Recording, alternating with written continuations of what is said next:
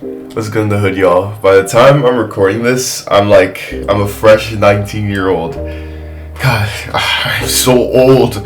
Like, I can feel my... The meta changed a lot, so I'm just gonna talk mostly about it, and it'll just be organized by importance. So first question. Happy birthday, Paulo. Thank you. What is your least favorite Brawlhalla legend? So, in terms of my least favorite Brawlhalla legend, it most definitely has to be Lucian. I didn't talk about it because obviously I'm like, okay, well, I don't really want people picking it up.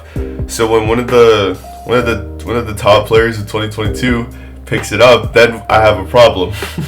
It was mostly just me kind of figuring out like how to get over the mental block, which I'm not sure if it happened or not. I was just really inconsistent up against that legend, and just anything with Katars in general. Maddie Burkana asks, what weapon combo do you want to see come out next? Now, I'm a really big fan of all like these new weapons. Like, I want to play them. I mean, every time I pick any of them up, I literally have fun in the video game. But the problem is, there's no bow character to assist with either orb or boots, and I want to play both of them, but I can't because there isn't a legend out with that. So for the time being, Moonin is just like, it's just like one of the weapon combos that I still have around that I actually really like, that I want to keep working with. Let Me Try Harder asks, what are your easiest weapons to play top 5? Okay, needed to look at the list. Now, I'm thinking Axe is definitely up there. I mean, it's really simple, especially on high strength, bro. It's like, wow, it's just straight boring. Spear as well, it's like pretty much complete, and it's like one of the best weapons you could possibly play as a beginner. Sword is also up there for sure.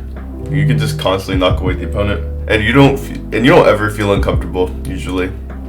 And then we have Katars. Oh my god, just like the flowchart behind it is just so flat and simple. It's like, man. And then last, maybe Lance. I mean, everybody picks it up, and the reason why is because it's so cheesy that it works. Ultra asks, what's the best/worst meta this game has gone through? Well, Greatsword was definitely the worst. I was getting egoed by console players because they beat me on pre-patch Greatsword, and then I've never seen them again, and they were super annoying. And the best meta, I mean, we were right there, man, like, to good meta. So 2022, it was like, everything was balanced, and then we started adding New Dash. New Dash was weird, but before it was added, I won't lie, that was definitely one of the best photos we've ever had. Thomas919 asks, happy birthday, Impala, thank you. Do you think it's better to be a one-trick player on a single legend or a versatile player with multiple picks for tournaments? I thought I could overpower that idea of like having multiple picks for tournaments, but man, I'm gonna be honest, it's a lot harder now. So for me, I believe it's better to be a versatile player. If you can adapt to a meta by picking up the most broken, or like one of the most broken legends or the top legends for that meta, you'll most likely survive. If not, then you'll just fall back, and it's usually not really healthy. User, I don't think I can read all that, asks, what makes a weapon good or bad? Like, some people call Axe bad because it has no kill confirms, but neither does Scythe, and that weapon is universally good.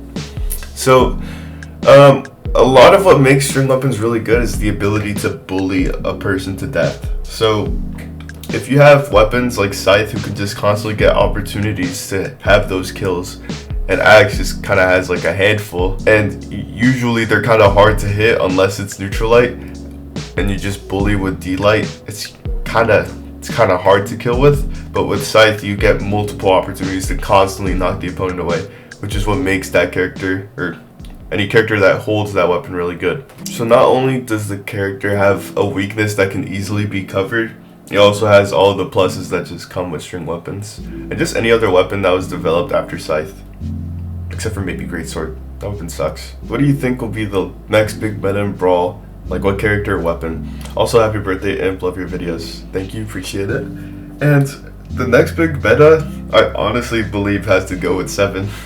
I mean, that character is like a powerhouse completely made for 2s, and like, there's no kidding that we're gonna see it, especially with the nerfs being so like, such a light slap on the wrist. Any legend with Beyblade capabilities of like switching modes and whatever will always be considered broken, and that sounds pretty timeless as well. Even though she has weapons that aren't really in line with the meta, she has 6 that definitely can hold like their weight.